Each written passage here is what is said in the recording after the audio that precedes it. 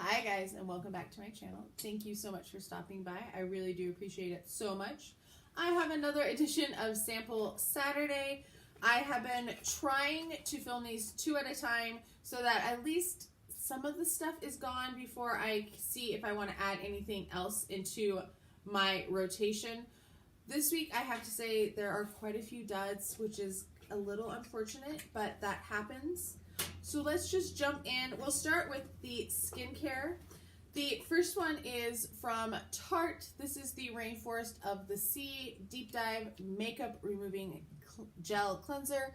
I do like this. I think it is a nice cleanser. I like the scent of it. It has a light scent to it, but it's so watery that I feel like I use way more than I need to of it. So this bottle I used 3 times, I think, and then it was gone.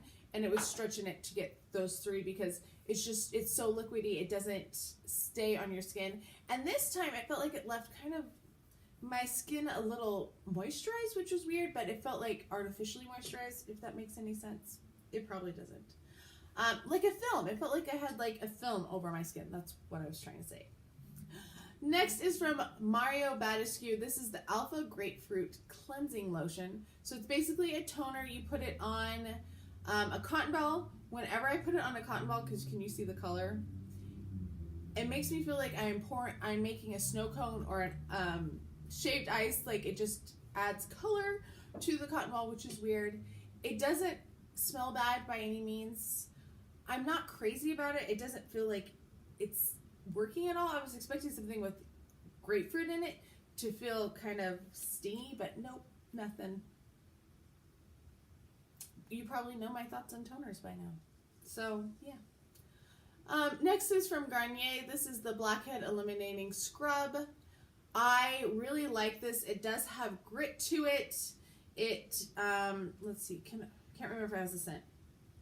It has a light scent to it, but I'm not really sure what it is, if it's perfume or what, or if it's just like the scent of the soap in it. Not the soap, but the cleansing agents. So I do like that. Probably would not buy a bottle because I like the Clinique Pep Start better. But yeah. All right. Powders. I tried 3 new powders this week because I recently finished the powder that I had been using. So I decided instead of buying stuff, I'm going to try to use up what I have. But unfortunately, I found some stuff that I just really don't like and will be leaving my collection after today. They're going to be put in my giveaway pile. The first is the Kat Von D Translucent Setting Powder. This is just a small travel size. The tester size, it's 5.4 grams. It makes, like, you know how we have little fine hairs that you can't see usually with the naked eye that are like on your cheeks and your chin and whatever? That makes them all stand out. So like when you look at my face after I've powdered my face, I could see all these little hairs down here and I was like, what the heck? Why is that showing up? Plus it made my makeup cake in my cheeks, which is one thing that certain powders do. So that one's gone because it had 2 strikes. It's done. It doesn't get a 3rd strike. The exact same thing happened with this Naked Cosmetics Translucent HD Finishing Powder.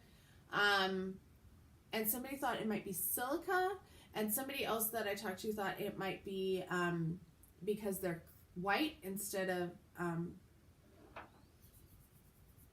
colored, slightly tinted like the other one that I have from Too Faced.